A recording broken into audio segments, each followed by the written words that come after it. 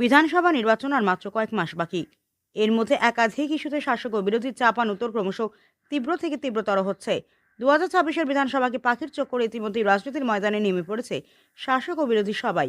এদিনই সোনামুখী বিধানসভার ডিহিপাড়া অঞ্চলে একটি পরিবর্তন সভা অনুষ্ঠিত হয়। সেই পরিবর্তন সভায় 27 নম্বর বুথ নন্দরামপুর থেকে রাজীব ঘড়ুই, প্রদীপ ঘড়ুই, সন্দীপ ঘড়ুই, বুদ্ধদেব আচার্যের নেতৃত্বে 20টা পরিবার ও 30 নম্বর বুথ বীরচন্দ্রপুর ছড়ুকতলা থেকে মুসলিম সম্প্রদায়ের মানুষ সাদ্দাম ভাই তৃণমূল কংগ্রেস ছেড়ে বিজেপিতে যোগদান করলেন। আজ সোনামুখী বিধানসভার ডিহিপাড়া অঞ্চলের শাহাপুরে ভারতীয় জনতা পার্টির একটি পথসভা ছিল। সেই পথসভায় ওই ডিহিপাড়া অঞ্চলের হুরুকতলা বুথের একজন মুসলিম সম্প্রদায়ের মানুষ ভাই সাদ্দাম, তিনি তৃণমূল কংগ্রেসের কার্যকর্তা, তিনি আজ ভারতীয় জনতা পার্টিতে যোগদান করলেন।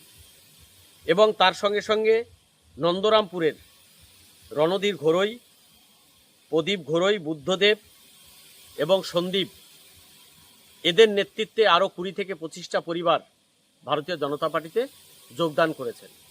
আজকে আমরা দেখতে পাচ্ছি মুর্শিদাবাদ সহ বিভিন্ন জায়গায় মুসলিম সম্প্রদায়ের মানুষরা ভারতীয় জনতা পার্টিতে যোগদান করছেন।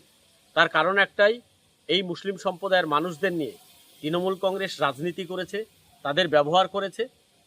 সেটা বুঝতে পেরে যারা রাষ্ট্রবাদী মুসলিম তারা ধীরে ধীরে ভারতীয় জনতা পার্টিতে যোগদান করছে।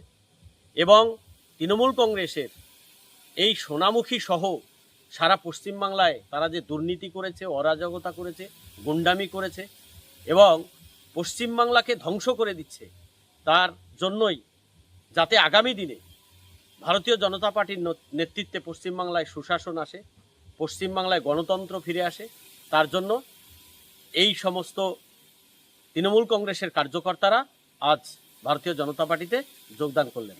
ভারতীয় জনতা পার্টি সোনামুখী বিধানসভার পক্ষ থেকে এই সকল কার্যকর্তাকে আমরা স্বাগত জানাই।